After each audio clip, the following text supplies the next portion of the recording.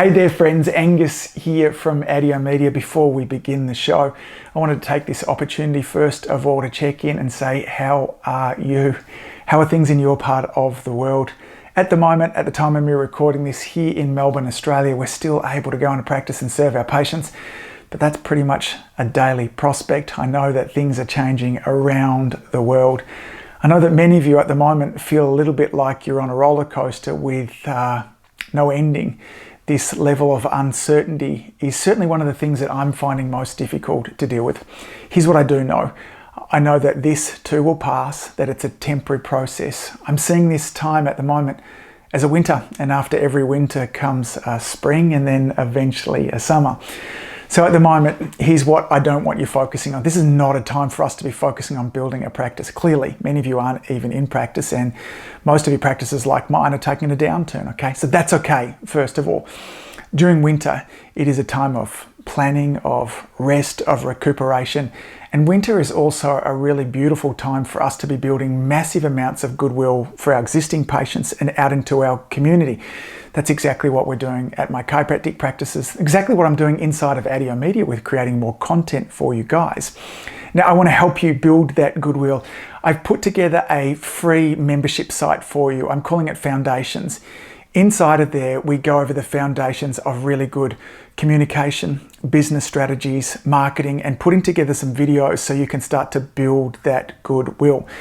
Now, many of us have some extra time on our hands, so rather than spending all our time inside of Netflix, let's upskill a little bit.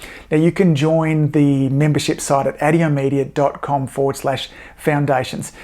It's completely free. It will be forever. There's no upsells. There's nothing inside of that. I just want to help you reach out to your community so we can bring ourselves all back together again. So audiomedia.com/foundations. There's over $700 worth of courses, which I'm just giving you so you can get access right now. Now, as always, gang, thanks for all that you do. Please keep saving lives. Thanks for listening to the show. I'll let you jump back into it now. See you soon. Bye. If it exists in this life and you're in this world, there's no reason you don't deserve it. Like, whatever you want it for a reason. I'm sure it's not ego-driven. Like, you absolutely deserve having it. If you're stuck, that's completely normal. It happens to us all, me included. Use this process. Watch how quickly, how much more easily life gets, and just moving through it, getting towards what you want, which is what you deserve to have. Welcome to the Marketing Your Practice podcast, where we guide natural health and wellness experts through the pitfalls of marketing. Each episode, you'll learn simple, effective, easily actionable, and heart-centered marketing strategies. And here's your host, Angus Pyke. Well, good morning, good afternoon, and good evening, friends. Welcome to the Marketing Your Practice podcast. I've got a question for you. Do you ever find yourself frustrated with your goal setting? Are you in maybe a practice plateau? Are there areas of your life that, regardless of what seems to be going on, things don't change? If you answered yes to any of these questions, then today's episode is absolutely for you. I've got my good friend all the way from LA, Dr. Josh Wagner. Josh, welcome to the show. Hey, Angus, thanks for having me, and thanks for everyone listening in. You and I first connected a number of years ago. You came on a couple of our different programs. I think it might have been the World Chiropractic Summit and some other work that we had. And one of the things I loved about everything that you taught is it was so full of practical information. It was always incredibly innovative. And then you reached out to me a couple of weeks ago telling me about a book that you've written called You Deserve It, of which I just devoured in this last kind of 36 hours as well. That's what I want to talk a lot about today. But before we jump into that, can you give our audience a bit of a background of your journey up to date? And then we'll start to talk our way through the book. Absolutely. So I started in practice from scratch on my own in New York City, which is a whole beast in and of itself, in a teeny tiny little one-room studio on the 5th floor with no signage, with less than a few $1,000s to my name. You know, I was able to rent 17 hours a week for $1,000 a month from another practitioner who was in there when she wasn't practicing. And I was so intimidated because it was 1 block from Central Park, and looking through the window, the home, a single family home, it was a 5-story building, was on the market for $72 million. And that's, yes, similar to, let's say, what is that? I don't know in Australian, but um, I wasn't prepared for that. And all I had prepped for was like the stereotypical suburban chiropractic practice where you can go out and shake people's hands and do screenings on the corner and set up talks easily. And it was a whole nother animal. And I quickly had to revise my practice strategy and business model, how to attract new patients in and how to connect with them. That was very different than teach them the big idea. Okay, when they know what you know, they'll do what you do. And I quickly realized that sounded good from a stage, but it didn't really work. Like, I always equate it to the dental example of everyone knows you should go get twice a year cleanings as preventative. But if you actually look at the stats, like 25% of people at most do it, even when money is no issue. And that shows that that's one way to start realizing, if your patients know what you know, it doesn't mean they're going to do what you do. And how to connect with patients in a different way, what I call the patient-centered approach, which most professions, we have that problem. We try to get patients to want what we're offering, want our service, want our unique technique or treatment or whatever we're offering, rather than deliver to patients the end results that they want through our unique process, but they don't care about the process. They want the end results.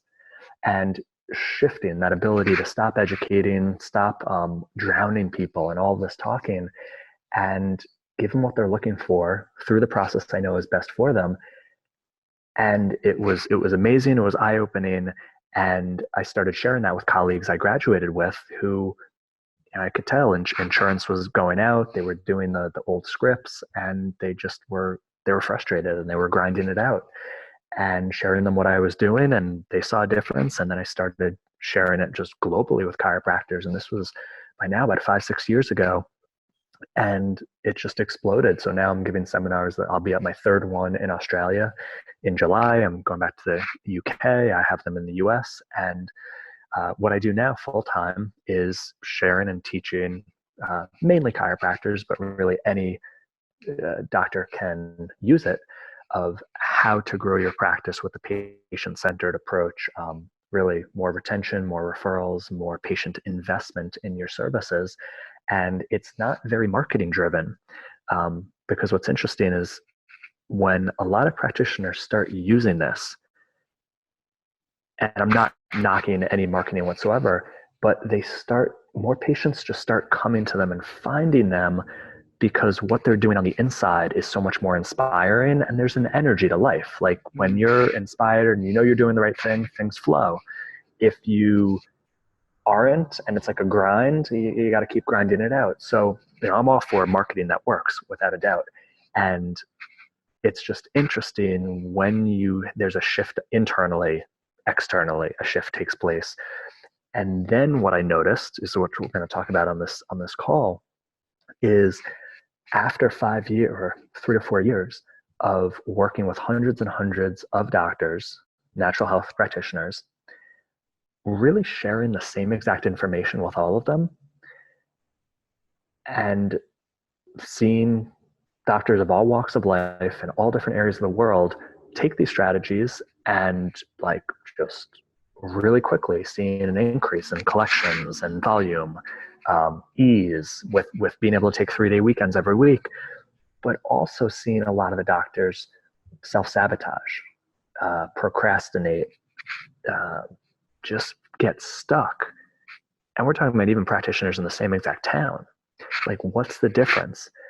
And that's where I stumbled upon a mindset that I've never heard anyone talk about in our profession, in natural health care, really in any of the personal development and growth spaces, that I've come to see as the most significant foundational pillar of whether or not you're going to have the practice you want, whether or not you're going to attract the number of new patients you want. And so I wrote a book on it. And it came out at the end of last year. And that's what you just finished, Angus. And I'm excited to share that mindset with you today so you can use it, apply it to your marketing. And my goal is that things start getting a lot easier for you as you attract in more new patients through whatever mediums you choose to market. Because, Angus, I'm sure you have tons of people come on this podcast and share about different tactics and strategies that all have merit. And we all know whether it's talks, Facebook ads, screenings, mailers, podcasting, we all know there's so many ways to get your message out there, attract patients, market your practice, draw patients in. But we also know that 10 people could do the same type and all have different results. And we all know there's not just one that works all the time and some that never work, otherwise they wouldn't exist. So it's like, what's the common denominator behind it? And of course, quality first. 10 people could do a podcast and of all 10 different qualities, or do a screening or talk, all different qualities. But there's a mindset behind it that contributes to, is this going to be quality? Is the talk, hypothetically, 10 practitioners have the same exact audience in front of them and all give a talk.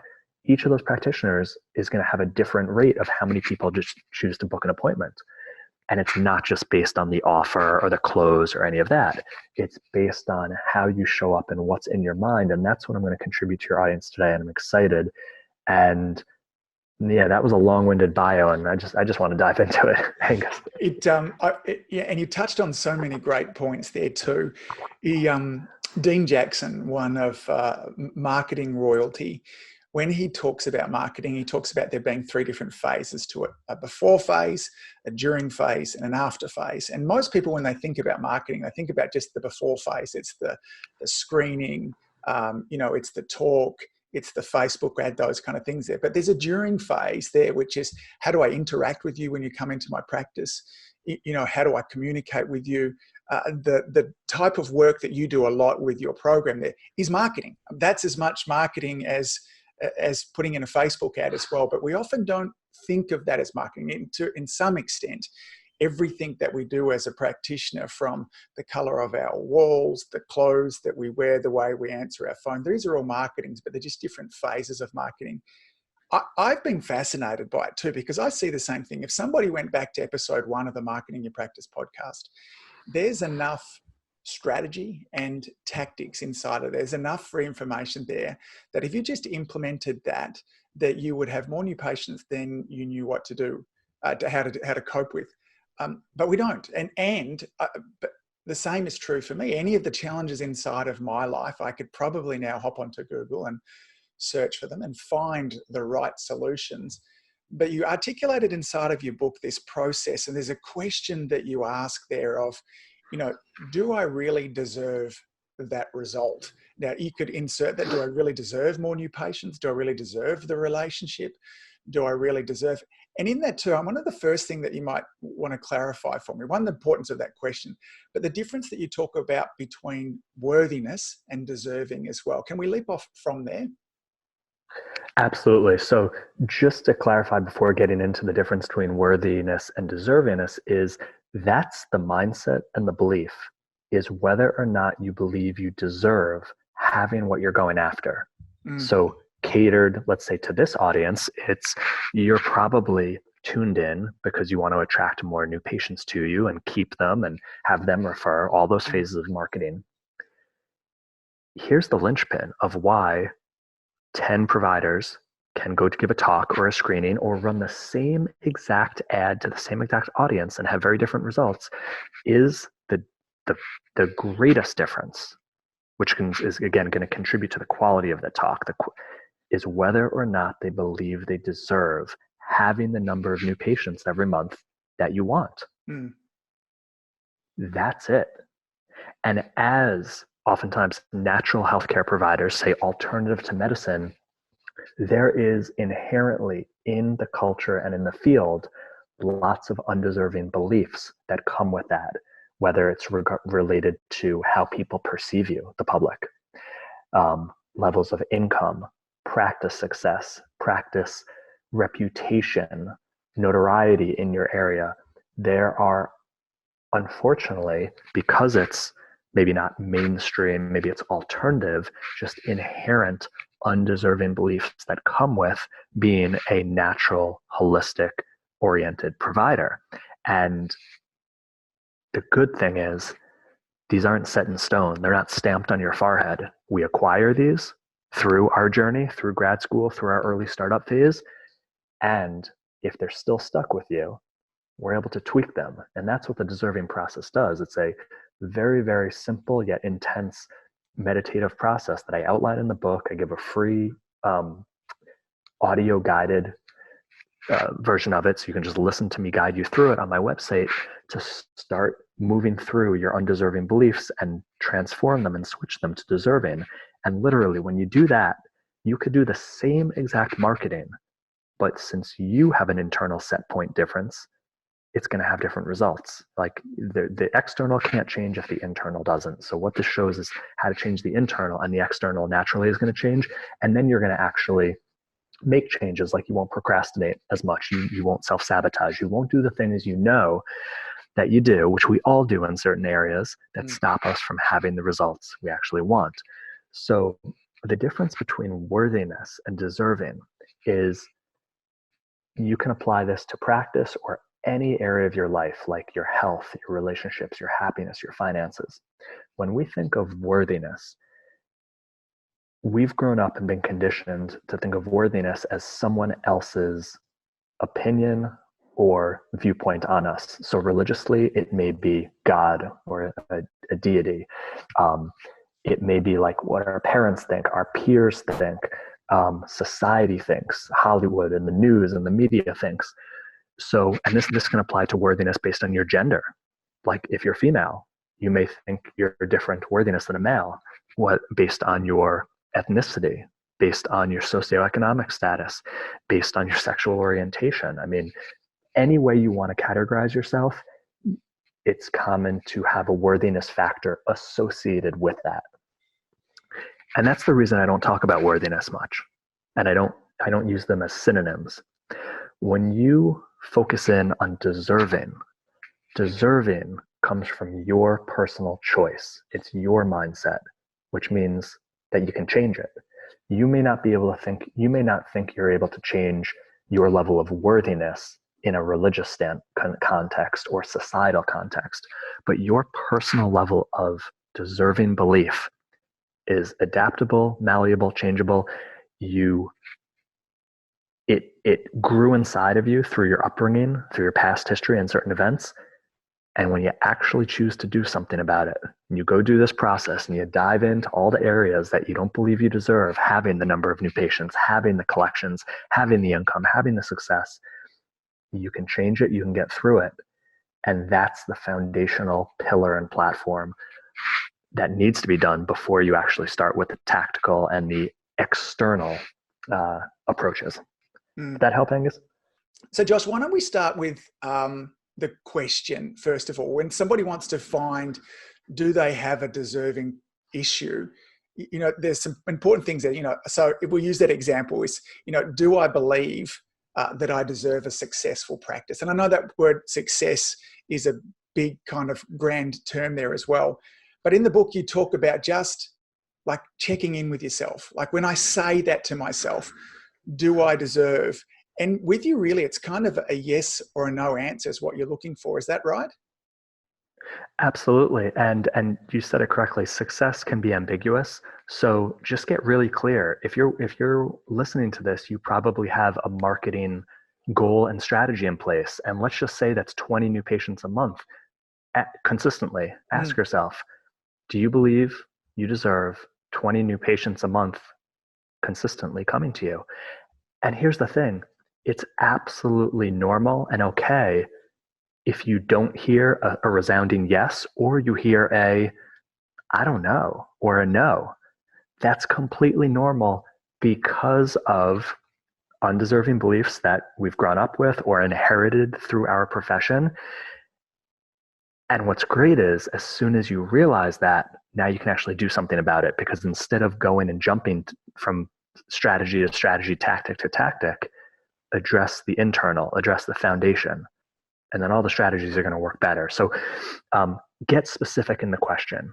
And you can apply to any area. Like, this doesn't have to be marketing. You can, if you're single and struggling and want to be in a great relationship, or you're trying to lose another 20 pounds and you're noticing you're stuck, or reach a certain income level, like, ask yourself that question. And if you are stuck, it's very likely you've got an undeserving belief. That's the reason for the stuckness.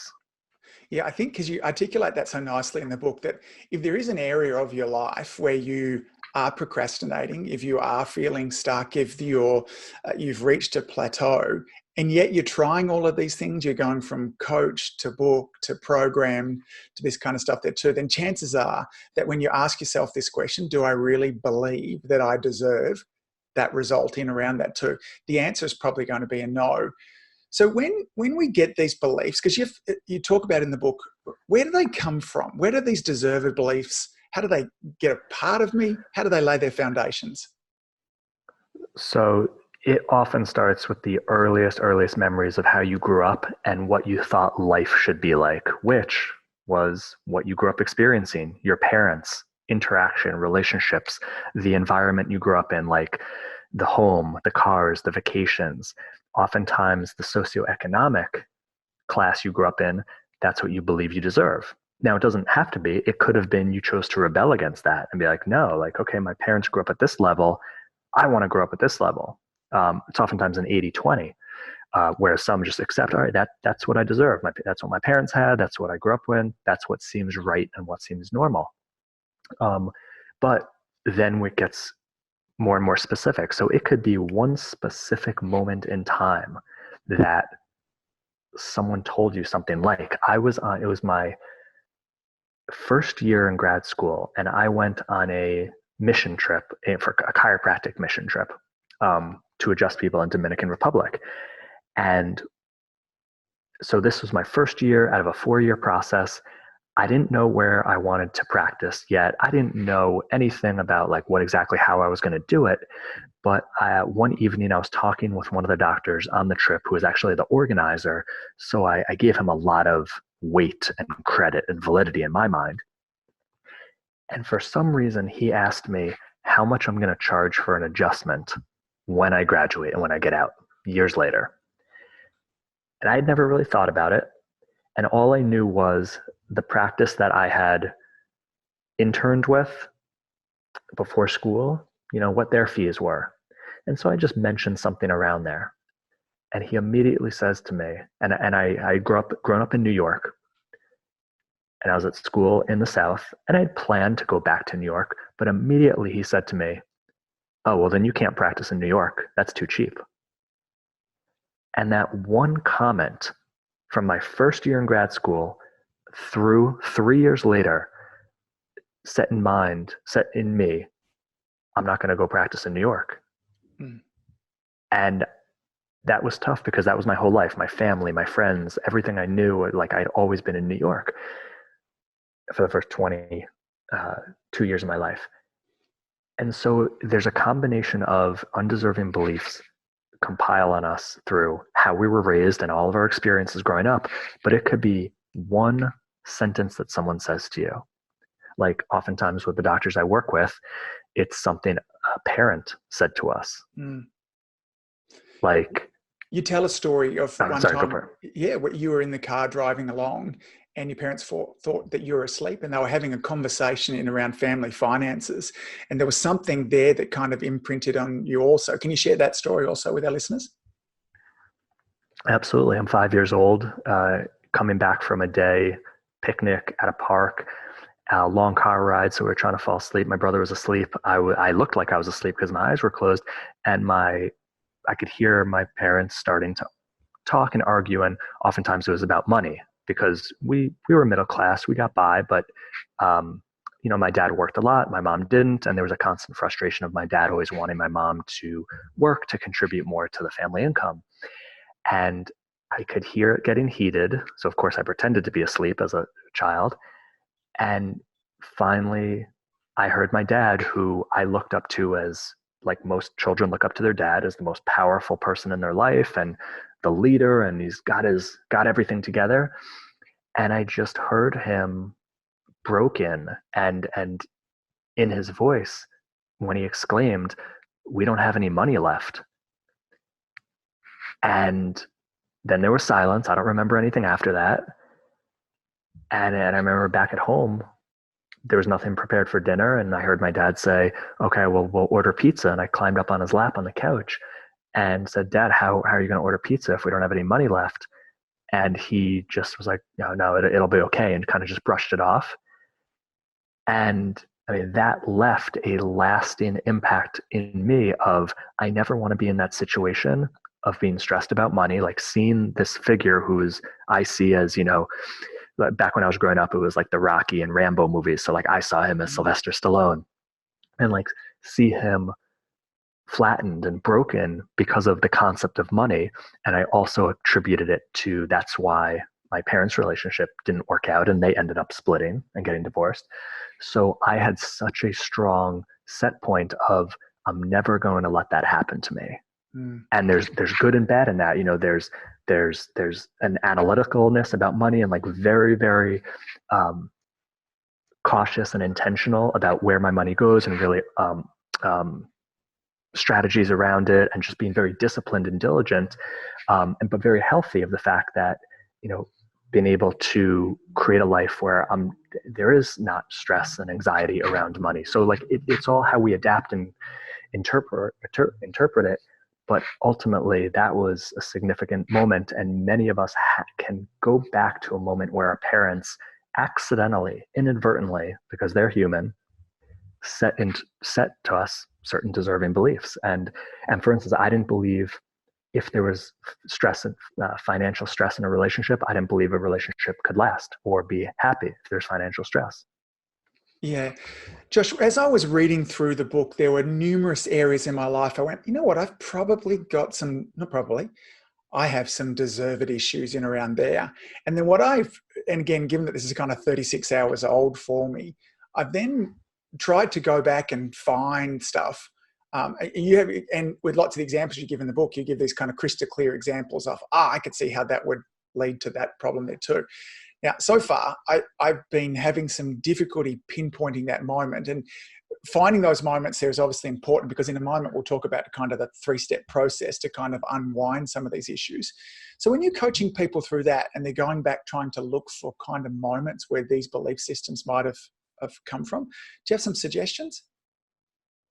Yeah, great question. So it's very common to acknowledge, be aware, realize that there's an undeserving belief, but then be like a blank slate as to, well, where did that happen? I don't remember, this wasn't a part of my past history. I don't remember a significant moment.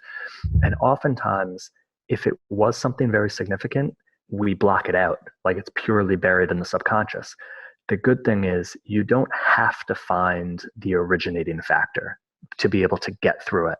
Right. So you can use the current emotional stress that undeserving belief produces in your life. So for instance, if it's a practitioner and you're consistently getting 8 new patients a week or a month, and your goal is 20, and that's causing stress, like, what am I doing wrong? It's causing financial stress because it's definitely impacting your collections and your income.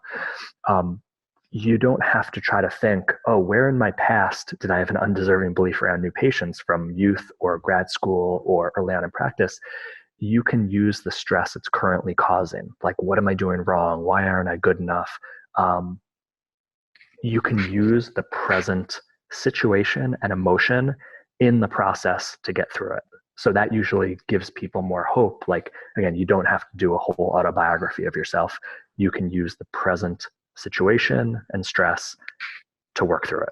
Got it. Okay. So I think, why don't we dive into the kind of 3-step process to help to clear these? Because I think the concept, many of our listeners now it made so much sense to read through it. And I go, yeah, look, these areas in my life where I've struggled, ultimately underneath them has been some incongruency in my thought process, of which, you articulate as a deserved process there. I've not seen a strategy really there are different bits and pieces from, I'm going to just create some affirmations that says I am worthy, I am this. And there's some results that I have achieved from those kind of things. And when I have been able to achieve some results in some format, I've done a combination of the things that you've done beforehand. So there's 3 steps that you teach inside the book. Let's give an overview of those, so our listeners can kind of, start to test this process. Yeah, absolutely. So I'll give the overview of the process, and realize that you can go to the website and get me guiding you through it. You don't even have to read the book, even though chapter 5 really helps define why you're doing each step. Yes. And before diving into the 3 steps, I want to make a couple points about how this is different. So oftentimes, of all the great teachers and personal growth and self-development, oftentimes the major mindset shift they're trying to get is that this is possible, like law of attraction. It's possible that you can actually see that amount of money in your bank account, or the happy marriage, or again the number of new patients. That's beneficial, but oftentimes we don't relate it to us specifically. So we may get to a point where we understand or believe something is possible in life, but we still actually don't believe we deserve it. Like, we think it's possible to have the $1 million practice, but then when you turn it inward, you don't believe you deserve to have the $1 million practice. And that's a big difference. The second pitfall that I see with a lot of personal development and self-growth is we put the cart before the horse, and we focus on strategically making the goals, the vision board, the vision, the affirmations. We get really diligent into what exactly do we want to achieve, manifest, create. And that has a place and that has a purpose.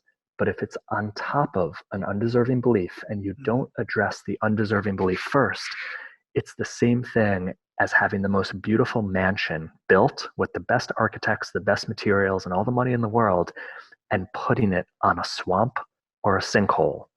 It's not going to take shape. So I'm all for having your visualization, your vision board, your goals, your affirmations, whatever those tools are. But if you don't address, first of all, if you're stuck and you're using all of those, it's because of an undeserving belief. If you're using all of those and you're seeing progress, that's great. Keep doing it. You have a deserving belief in that area, and all of those tools are helping you get there. But if you're stuck, if you know there's self-sabotage, procrastination, and you're doing some of those, there's an undeserving belief issue, and that has to be filled in first. That's filling in the sinkhole, then use those to put the mansion on top of it. So understanding that, the 3-step process, the first really is just getting grounded and centered into your body. It's really just warming you up. So I often talk of it as it's really a 2-step process. The first one is what most people don't teach, what most people avoid, is you've got to actually experience what you're avoiding, what you don't want to think about. So if you can acknowledge that you have an undeserving belief around new patient attraction, total practice success, collections, income, you've got a feeling around that. You've got a feeling why you don't believe that. And it doesn't feel good. If you don't actually address that, experience that, work through it, it's always going to be floating in the back of your head and always going to be bombarding you throughout the day, throughout the week. And it's going to cause the self-sabotage. It's going to hit you before you go into that conversation with the patient about fees. It's going to hit you while you're deciding on what marketing to do, and you're going to choose the wrong one or not do anything. It's going to hit you before the talk. It owns you. But until you actually experience the emotions that you're always trying to avoid, the fear, the I'm not good enough, the anxiety, the pressure, they're never going to go away. So the first half of the deserving process is actually doing what doesn't feel comfortable, doesn't feel normal. It's what people think is the opposite of the law of attraction. It's actually feeling the feelings you don't want to feel, because when you do, you actually clear them out. You actually move through them. You don't attract more of it into your life. And it's really simple, but it's not easy. And it's really effective. And as soon as you do it, you start noticing that, hey, when I box those emotions I don't want to feel into like this 5-7 minute segment of my day, I don't start feeling them as much throughout the rest of the day, and I'm not triggered as much, and they don't bombard me, and like the whole day feels a lot smoother. That's the first step. When that happens day after day, then you can start actually acting and being in a different way, because you're not being bombarded with these negative self-talk and these negative feelings. And then the more days that go by, that's where just the synergy of life and the synchronicity happens, where then things outside of you and outside of your personal actions start changing and taking place. Where, like when new patients just start finding you, and it wasn't necessarily traceable through a certain marketing strategy or tactic. So that's got to be done, and that's what almost no one does in any of their self-growth processes. And some perspective for that, yeah. just for a moment, just for our listeners, like that's a 5 to 7 minute process. You know, you kind of have a 20-minute process that you go through, but that's kind of what you suggest in the book there, that, you know, you're going to sit down and really get present with that feelings of frustration, of lack of deservedness, of worthiness, all that kind of stuff there too. And you talk about, am I right? Look, 5 to 7 minutes, and eventually what will start to happen is the emotional triggers and that will start to dissipate just a little. Are we expecting them to disappear, or just them to start to kind of ease off? Just to ease off. So let's say if you have something that feels like a 90% trigger around money, around new patient attraction, you do that for 5 to 7 minutes, and your goal is it may go down to 60, 50, 40%. It's like a workout.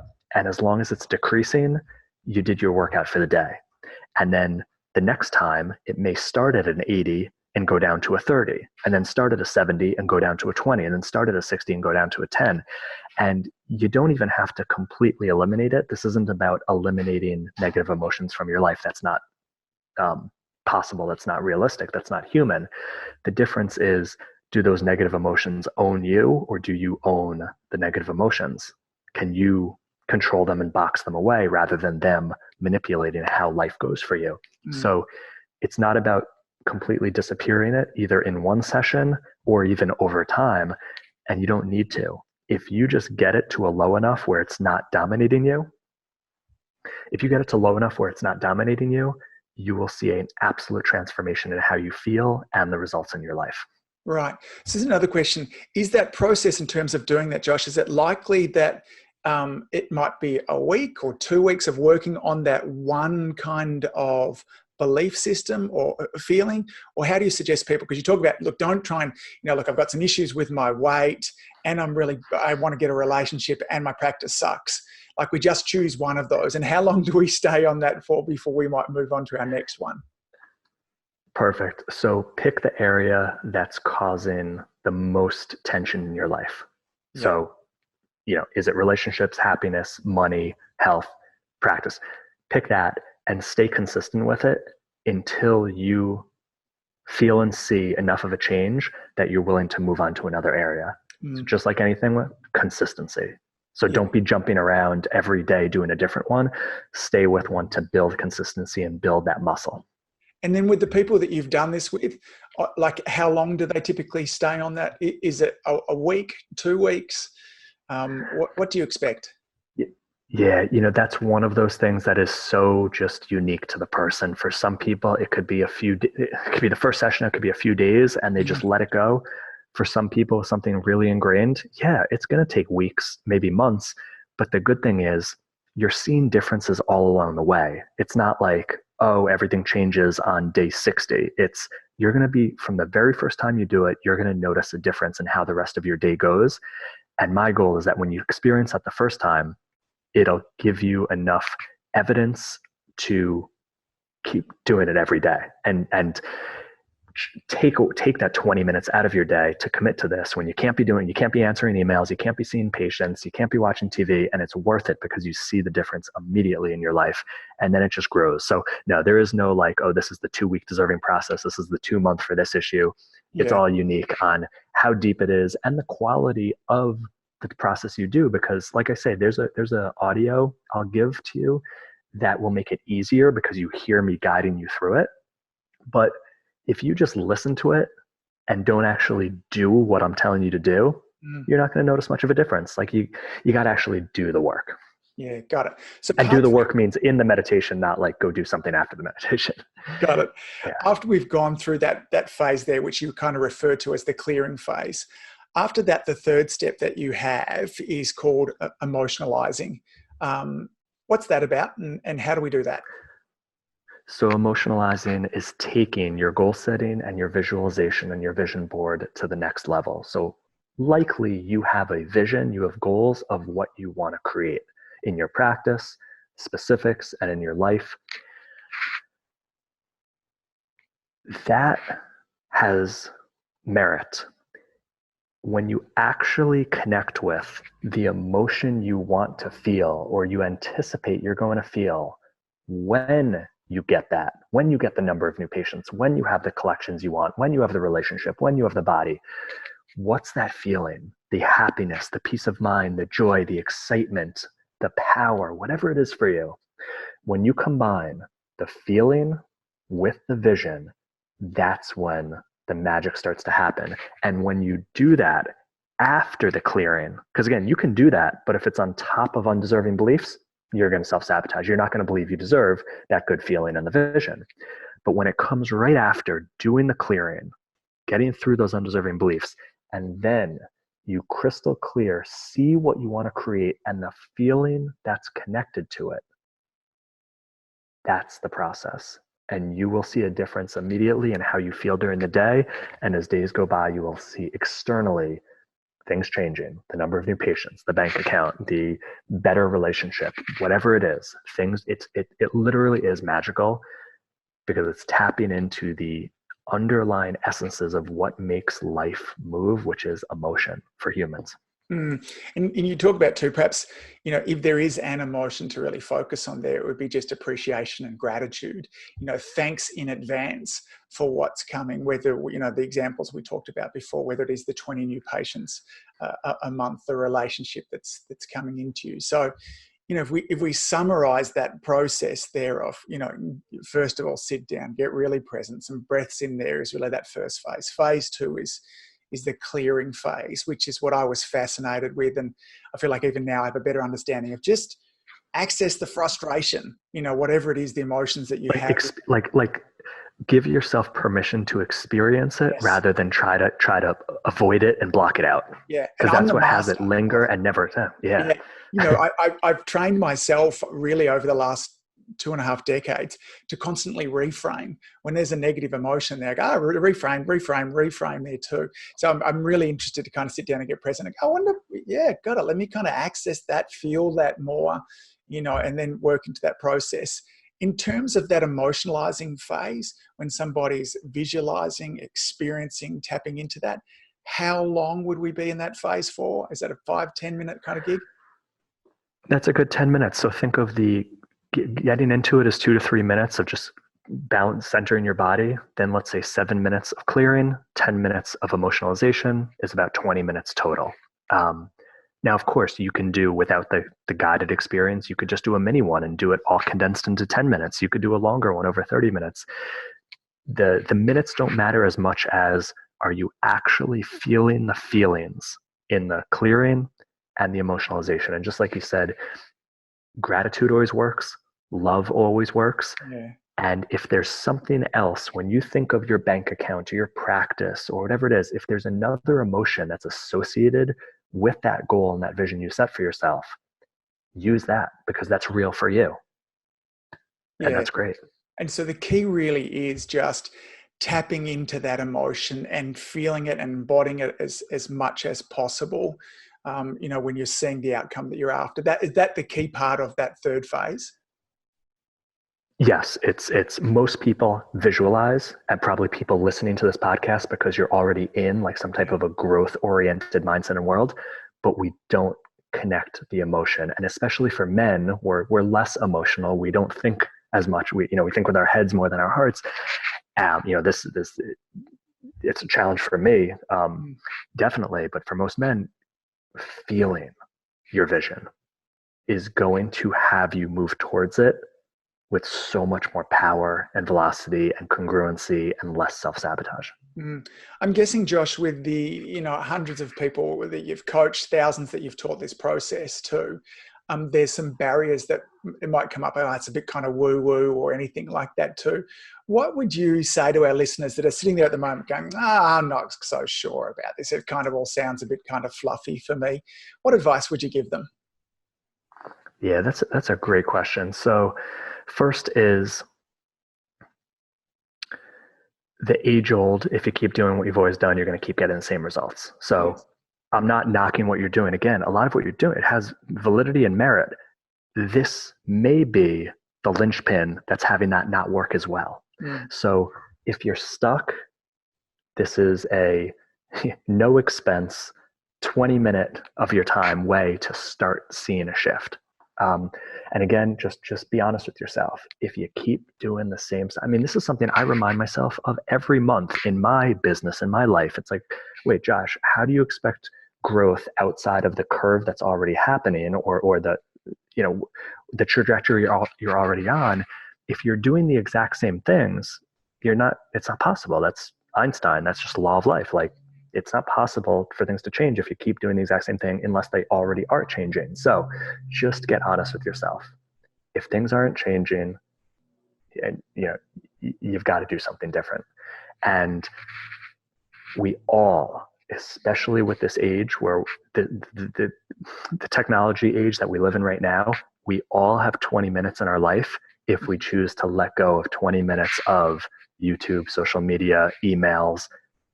We all have plenty of distraction. Just look at, you probably on your iPhone have the thing that shows how many hours of everything you were on. You've got the 20 minutes somewhere.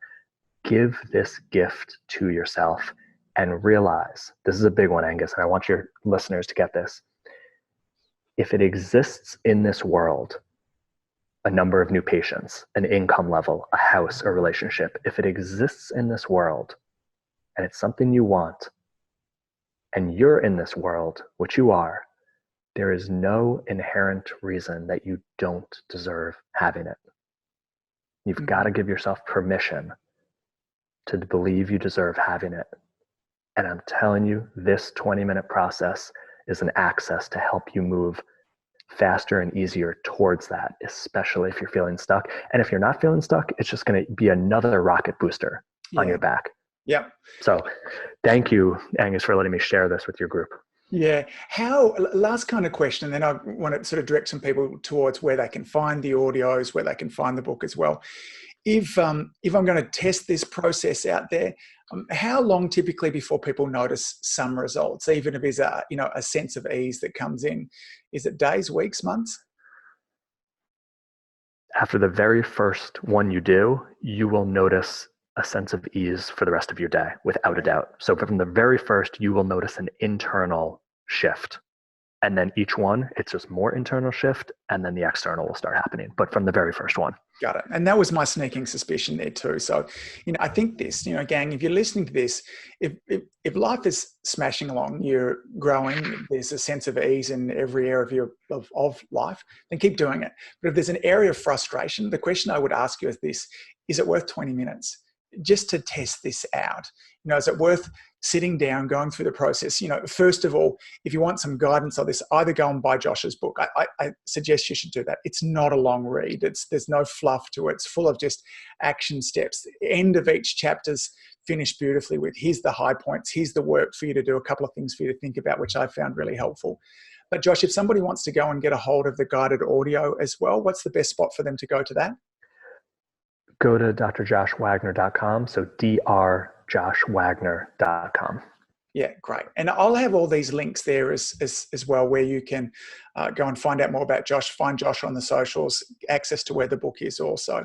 Josh, in kind of winding up today, first of all, I wrote a book a number of years ago, and I saw how damn difficult it was, and my book is still sitting unpublished. So I want to first of all just acknowledge you for, it's a beautifully written book. I mentioned that at the start. It's so full of practical, helpful advice.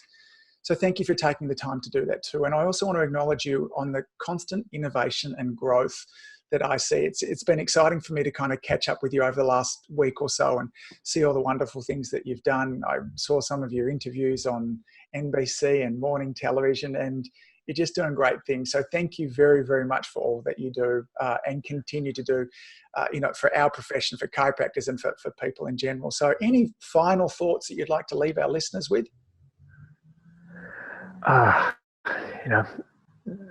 Piggybacking on the last sentiment I shared of, if it exists in this life and you're in this world, there's no reason you don't deserve it. Like, whatever you want it for a reason.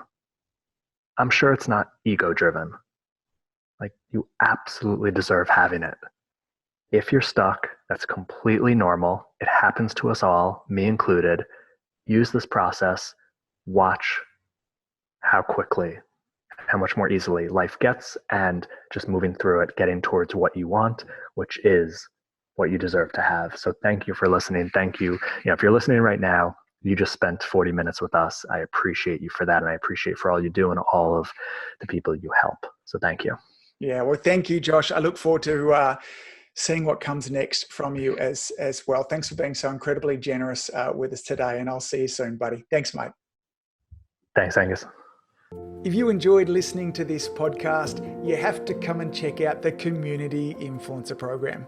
It's my monthly coaching program where we take all this material and I'll work one-on-one with you to apply, implement, systematize, and help guide you and your practice to the next level. Now you can join me on over at adiomedia.com/join. That's adiomedia.com/join. I'd love to see you in there.